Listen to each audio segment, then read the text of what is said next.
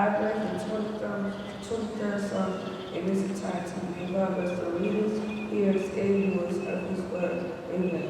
Amen. Everybody, please bow their heads.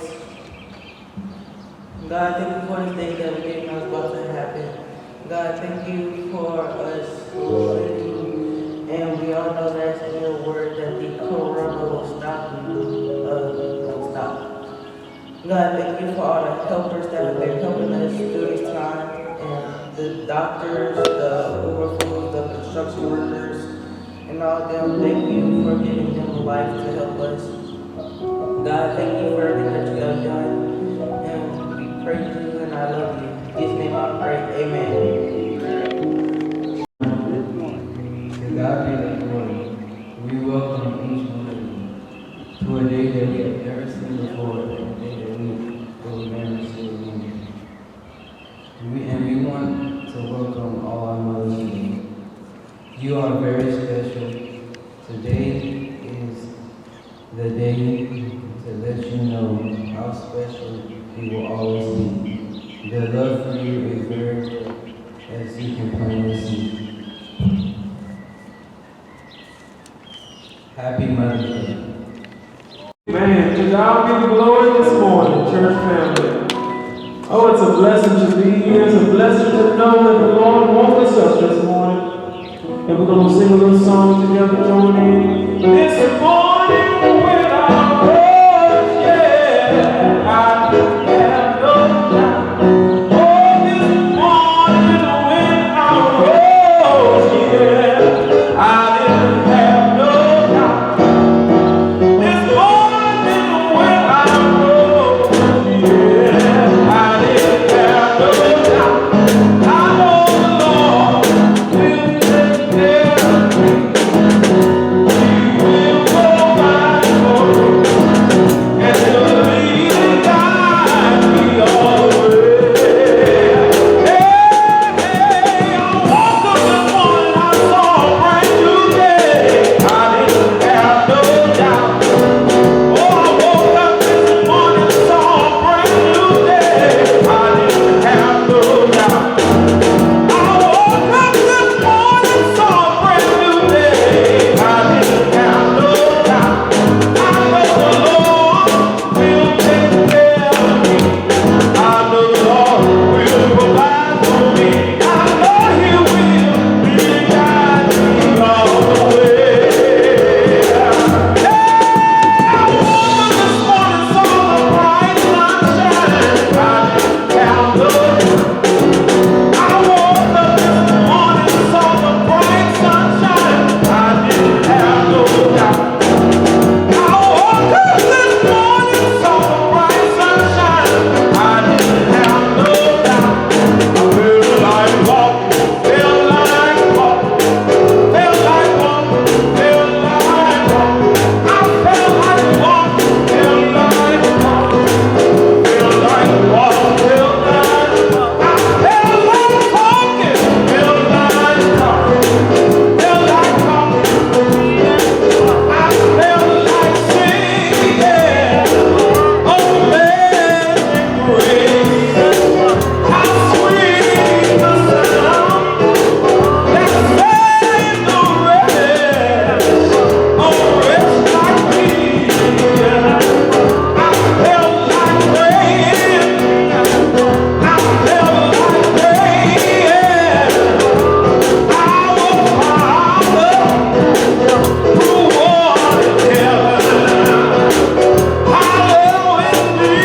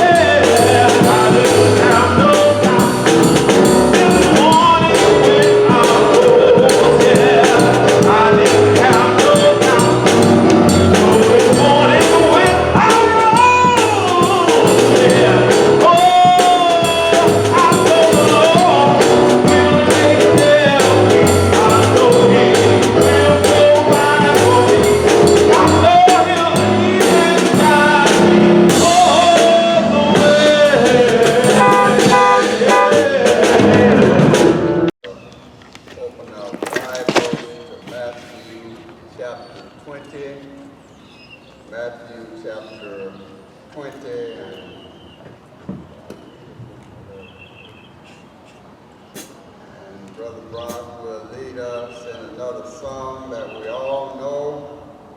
We'll say a word out of God's word. Matthew chapter 20.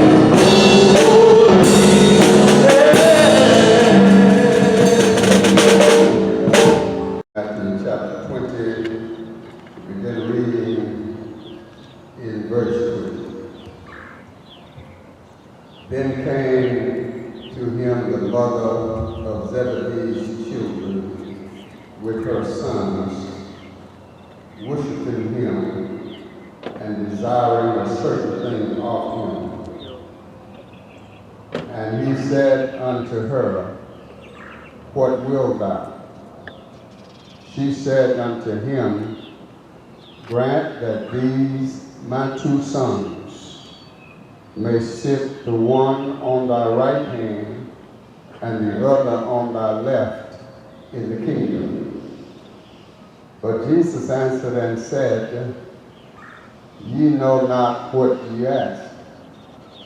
Are you able to drink of the cup that I drink of, and to be baptized with the baptism that I'm baptized with? They say unto him, we are able.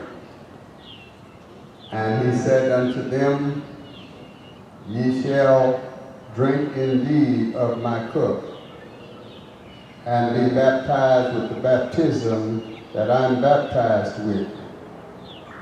But to sit on my right hand and on my left is not mine to give, but it shall be given to them for whom it is prepared of my Father.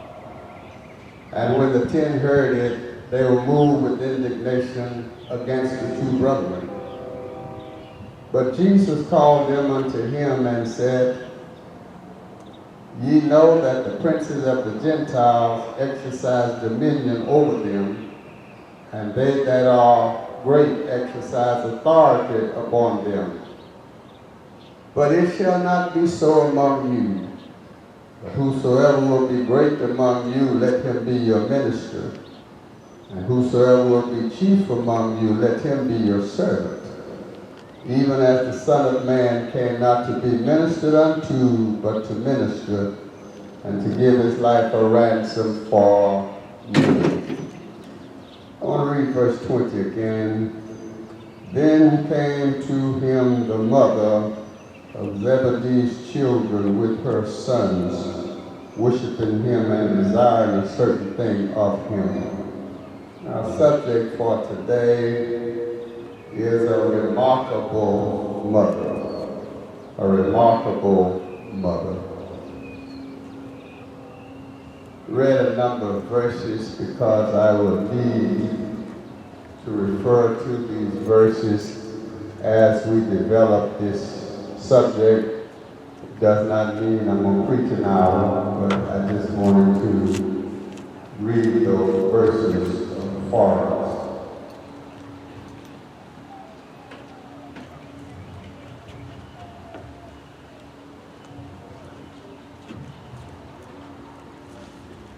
The mother in this text, although her name is not given in this text, is Salome, the mother of the sons of Zebedee. Some historians believe that she was the girl that danced before Herod, and at her mother's request asked for the head of John the Baptist, although her name is not mentioned in that writing. That's what some historians believe. She and two of her sons, James and John, came to Jesus with a special request. Her two sons had been called by Jesus, and they had accepted to follow Jesus. They came with a special request. Mark's writings suggest that the sons did the talking. Matthew's writings suggest that the mother started the conversation. So we look today at the mother in the text. She asked Jesus to give her two sons special seats in the kingdom that he was going to set up. The request was really out of place because Jesus was teaching his disciples about a cross. And she is coming asking Jesus about a crown. Jesus was teaching that if you're going to get a crown, you must first bear a cross, because he had been doing cross teaching. But she was starting in the wrong place. She was starting with the crown, with the promotion for her son. So her request was out of place for that time.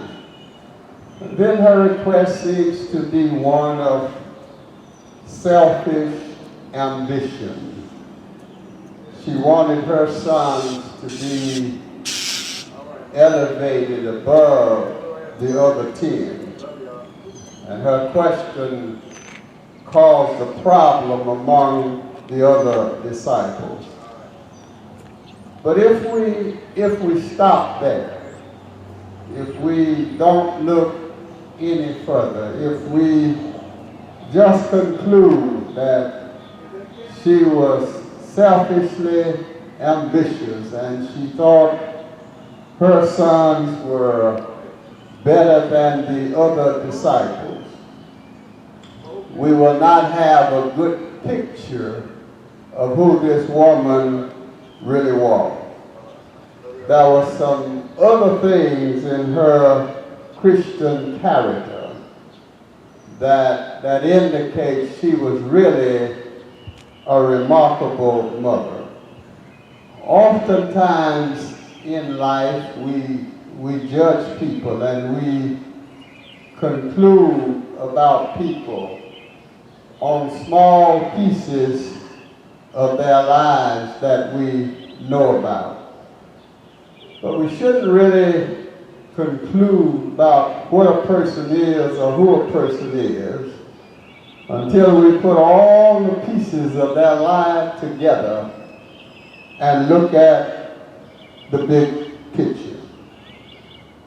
If indeed she was acting in selfishness for her sons, that was a weakness that might well be common to most mothers in certain times and certain circumstances. But as we look at this mother, we see some things beyond her being what might have been selfishly ambitious. And the first thing we note about her is that she had faith in Jesus Christ. She made this request to Jesus. This lets us know that the fact that she went to Jesus lets us know that she believed in Jesus. She believed that she was making the right request, and she believed that Jesus would do the right thing. She had faith in Jesus that he would handle her request the right way. She didn't go to anybody else and ask them questions about Jesus. Her faith in Jesus caused her to go directly to him. So she had faith in Jesus. Now, it is possible that her faith was colored by the nationalistic and materialistic things of that day, because she didn't understand what kind of kingdom Jesus was actually setting up. She had in mind a physical kingdom, but that was the thinking of that day. But although she didn't understand what Jesus was doing, she still had faith in Jesus. Although her faith might have been colored by what was going on, she still had faith in Jesus. Second thing we note about this mother is that she had faith in the ability and faithfulness of her sons. She had high expectations for her sons. She believed that they were capable and that they could be trusted in those positions of leadership. And a mother is supposed to have faith in the potentiality of her children.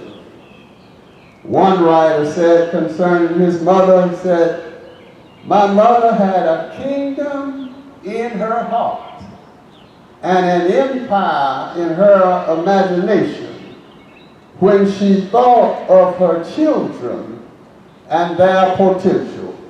That is the way Salome thought of her sons, and that is the way most mothers think of their children, and that is the way all mothers should think of their children.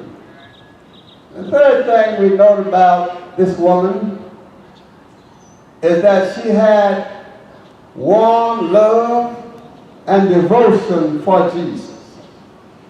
If you read over, in the Matthew's writing in chapter 27, he says that she was in that group of women that followed Jesus from Galilee to Jerusalem ministering unto him. Now, it was a dangerous and a critical time to follow Jesus. Jesus was going into enemy territory. They were preparing to arrest Jesus. They were preparing to try Jesus. They were preparing to beat him and nail him to a cross. They were preparing to crucify him. It was a dangerous time to be following Jesus, but Salome was in that group of women that took the risk, and they followed Jesus all the way to the cross. That indicated warm love and devotion for Jesus. And then 3 days later, after they crucified him, Matthew writes again about a group of women that made their way to the tomb while it was yet dark on Resurrection Day. And this mother, Salome, was in that group. It was another dangerous time. Women traveling in the dark had armed guards at the door of the tomb, had a stone there that was too heavy for them to roll away, but they kept going. And Salome was in that crowd. That lets us know that this mother had warm devotion and love for Jesus. She was willing to minister to him. She was willing to follow him. She was willing to anoint his body in a very critical and dangerous time. And as we keep looking at this mother, we know that she accepted correction and teaching from Jesus. Jesus looked at her and said, "You don't know what you are asking." And if you notice, Jesus did not speak harshly to her. He did not condemn her. He did not abuse her. Instead, he taught her and her sons about seats in the kingdom.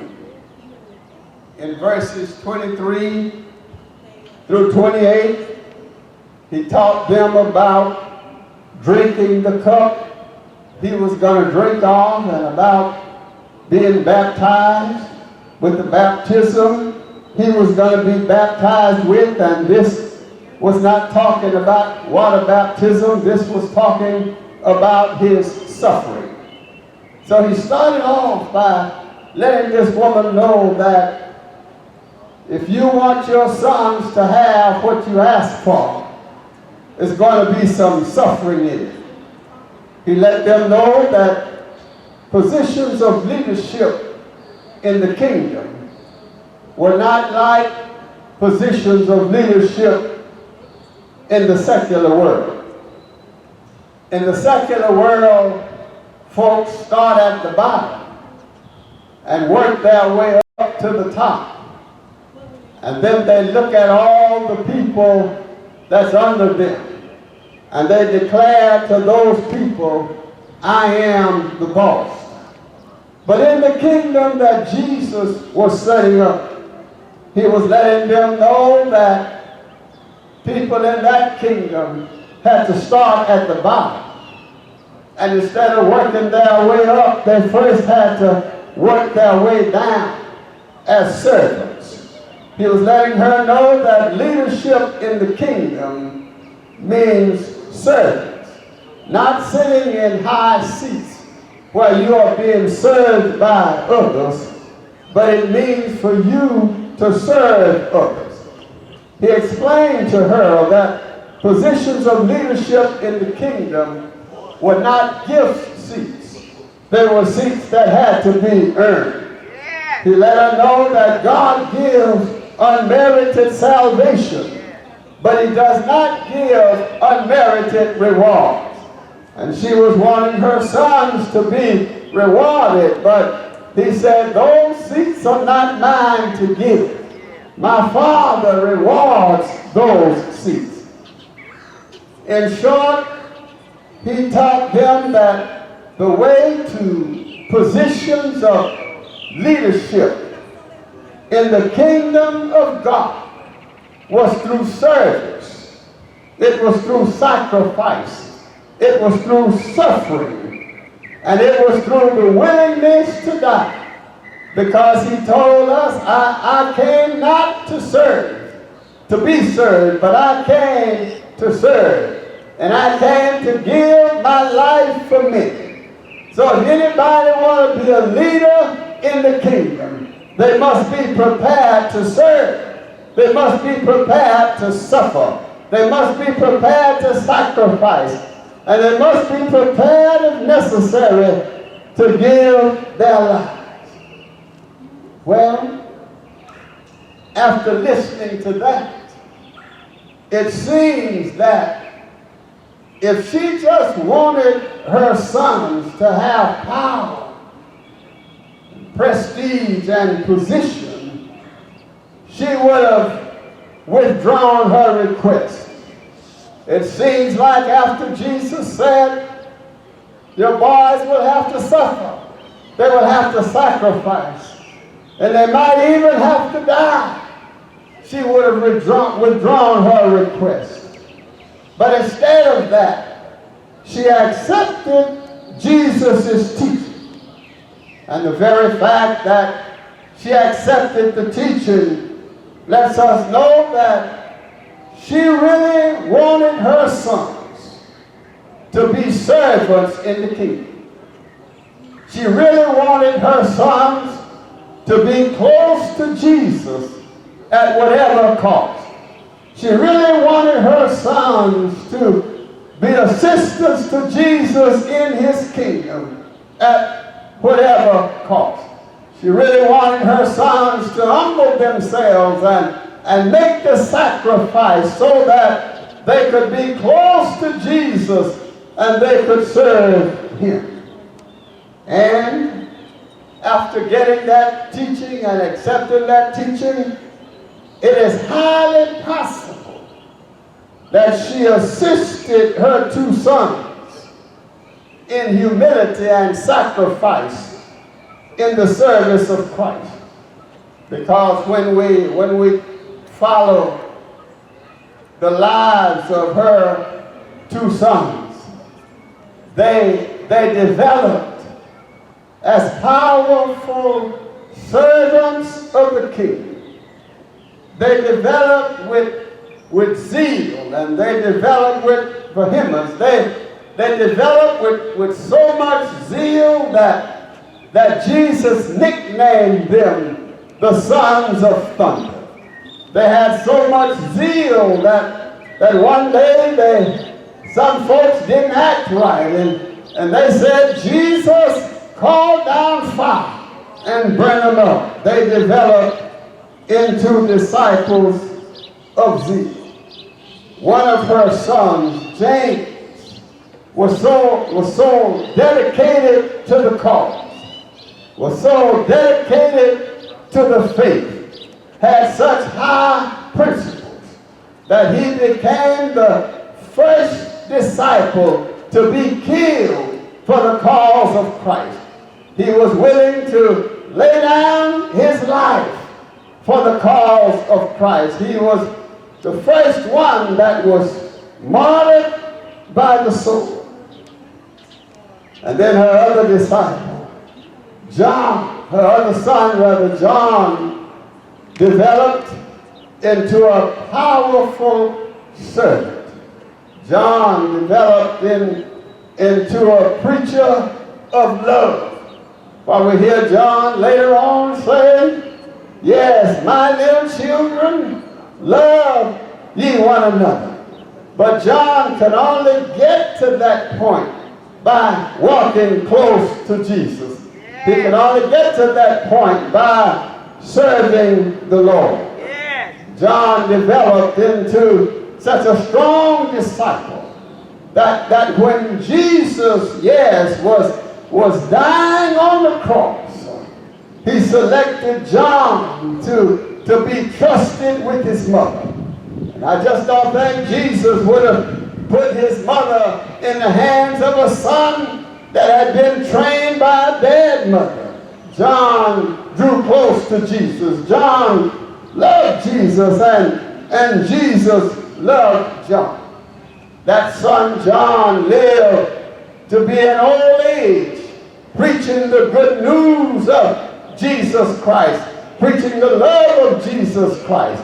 And while one of her sons, James, was the first one to be killed, her other son, John, was the last one to die. They developed into strong servants. Yes, this Mother Salome Church, she had some weaknesses, but she had some strengths. She believed in Jesus. She had great love and devotion for Jesus.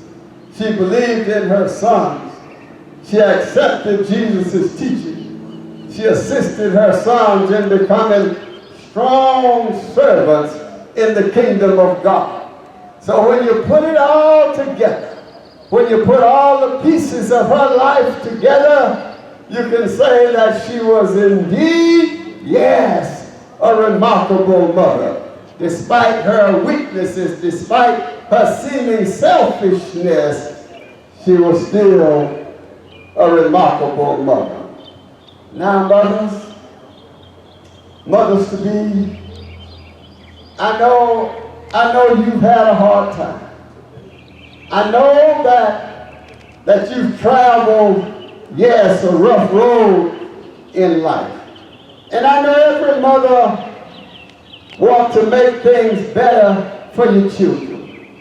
Want your children to have better than you had. Want your children to have better jobs, better careers. Want your children to have better houses, better cars than you had when you were growing up. Want your children to have a better financial condition. Want your children to travel a better road. And it's just natural for mothers to want better for their children.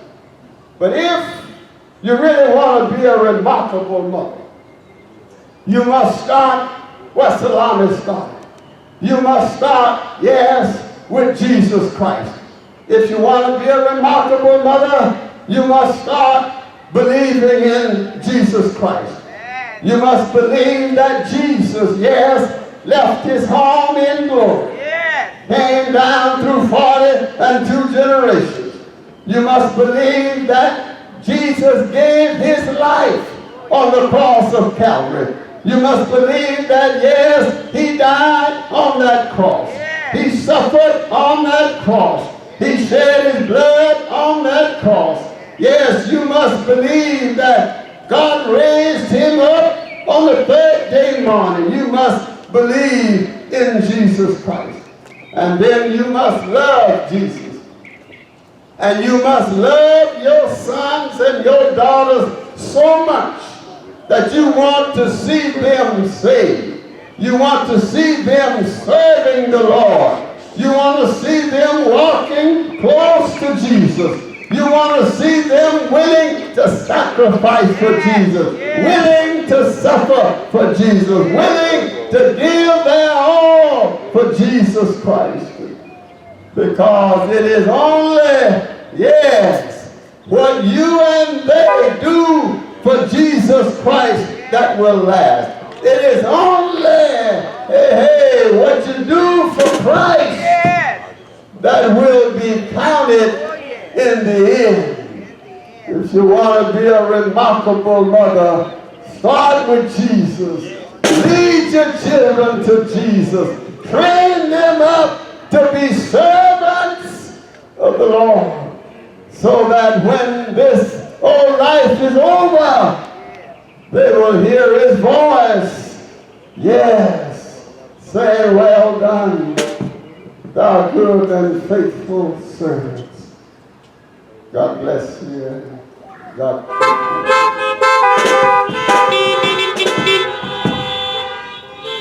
There might be somebody here today that have never accepted Jesus as your Lord and Savior. Maybe you're here today and you started out with Jesus, but you fell by the wayside. Maybe you're here today and you're a believer, but you're not a member of a church. Following Jesus is a heart decision. Believing in Jesus is a heart decision. Rededicating your life to Jesus is a heart decision. Becoming a member of one of his churches is a heart decision. And you can make that decision with Jesus right where you are. Even in your car, you can surrender your life to Jesus. Even in your car, you can make up your mind